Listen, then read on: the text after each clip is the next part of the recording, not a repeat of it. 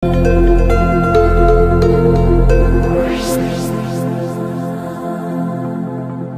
nga xam ne sama waajur génn na àdduna taxawaay bi nga xam ne taxaw ngeen ci maa ngi la ci sant di la ci gërëm bu loolu weesoo nag ñu ñëw rek ci liggéey bi.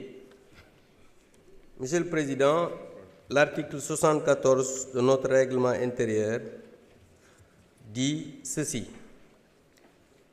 Alinéa 3.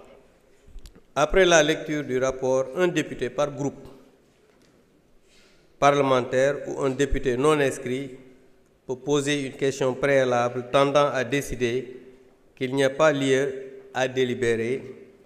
Il peut motiver verbalement sa demande sur laquelle ne peuvent intervenir que le président et le rapporteur de la commission saisie sur le fond et le représentant du président de la République. Monsieur le Président, la dernière phrase dit ceci. Seul l'auteur de la question préalable peut se prévaloir de la faculté ouverte à l'article 70 alinéa 2.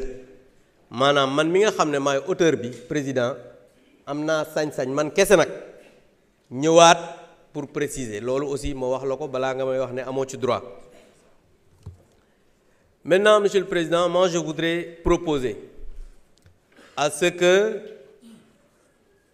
qu'on ajourne le débat et qu'on ne délibère pas pour cette proposition interprétative. Et je m'explique.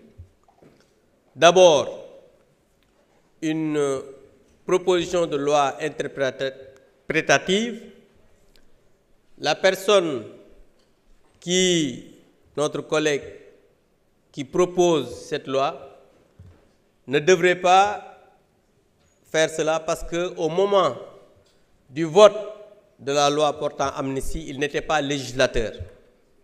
Et quand on n'est pas législateur, on ne peut pas interpréter une loi qu'on n'a pas votée. Ça, c'est un.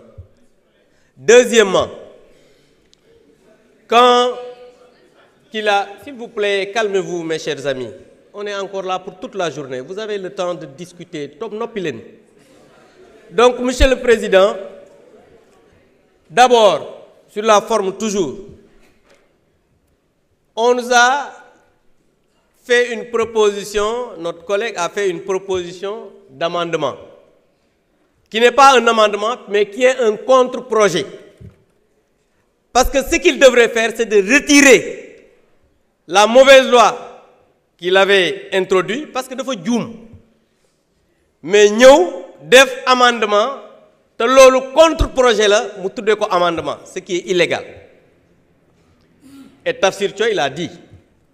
Parce que l'objectif, c'était seulement de bloquer l'initiative de notre collègue Thierno Alassane Sall. C'est dans la précipitation qu'ils ont colmaté quelque chose pour venir déposer. Ils se sont rendus compte qu'ils se sont trompés. Ils ont voulu faire un amendement alors qu'ils ont déposé un contre-projet pour wane taf yëngal bi nga xamante ni ci la ñu nekkal.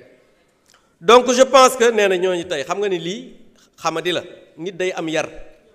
Donc juste pour dire que je rappelle que cette loi d'amnistie, encore une fois, waruñu délibérer. Pourquoi? Parce que moi j'étais le président de groupe à l'époque bi ñuy porter cette loi d'amnistie. ñi nekk fii ñëpp dañu nekk fii di wax mais xamuñu sax lu xew.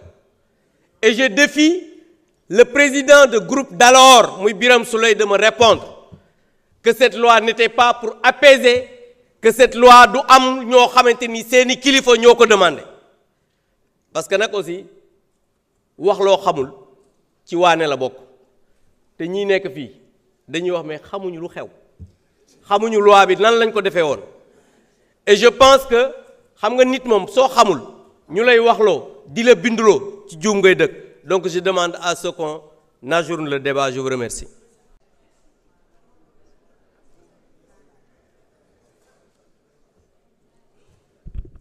Monsieur le Président, je vous remercie. Monsieur les ministres, chers collaborateurs des ministres, chers collègues honorables, je me permettrai de profiter du haut de cette tribune pour rendre un hommage après de m'être incliné devant la mémoire de Maître Cheikh Khoureychi Ba et prier pour le repos éternel de son âme, et en profiter pour rendre hommage à tous les avocats qui ont eu à participer de près ou de loin à ce combat.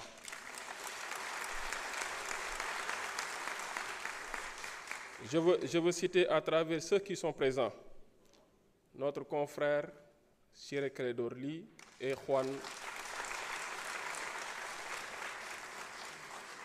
M. Juan Branco qui sont là. Monsieur le Président, nga may ma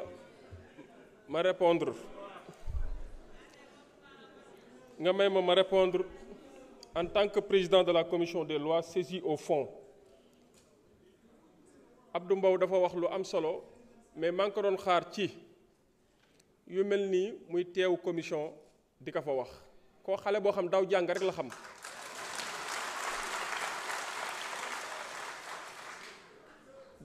la xam bu ñëwee examen bu ñu ko tegalee sujet day sentir sujet yi di jaar ci yàlla yi moo tax comprendrewul dara mais jamonoy joxe résultat ngay xam ni def nga hors sujet loolu benn la ñaareel ba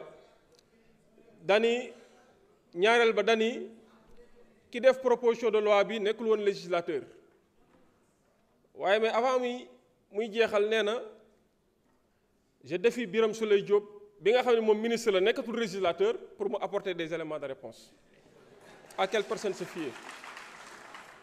Alors bi si des mooy monsieur le président li mu fu soulever comme observation wala comme demande amul pertinence amul cohérence amul logique raison pour laquelle je demande la poursuite des travaux ba ci kanam dina xam ne lépp dëgg la.